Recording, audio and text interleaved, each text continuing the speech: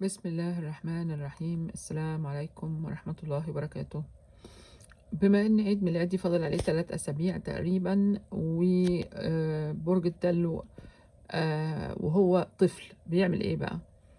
آم، انا فاكرة حادثة يعني او حاجة لطيفة جدا وانا صغيرة، كنت في سنة رابعة، وزي الفصل ما هو قدامنا كده، المدرسة بتسأل سؤال وكل العيال رافعين ايديهم.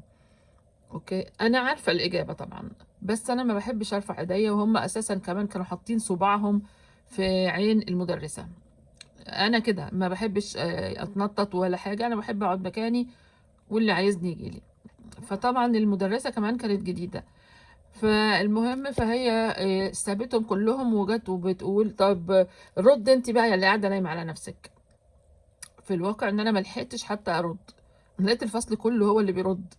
الفصل بيرد بيقول لها دي الطلعه الاولى، دي هي اللي بنقعد في الفسحة علشان تصلح لنا تساعدنا في الهوم ورك بتاعنا. المدرسة بقى طبعا اتغيرت تماما، لان انا عمري ما تخيلت ان هم العيال يعني ما عنديش اصحاب على فكرة.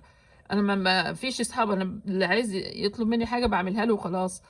آم، فدي من الحاجات اللي هو يعني واثق في نفسه، شخص متواضع، ما هوش مغرور. هو يبدو مغرور للناس الشريرة بس، ولكن الحمد لله رب العالمين. يعني دي حاجة كانت من زمان بتوضح ان انا ماشية صح، واستمري زي ما انتي، وربنا يحفظنا جميعا.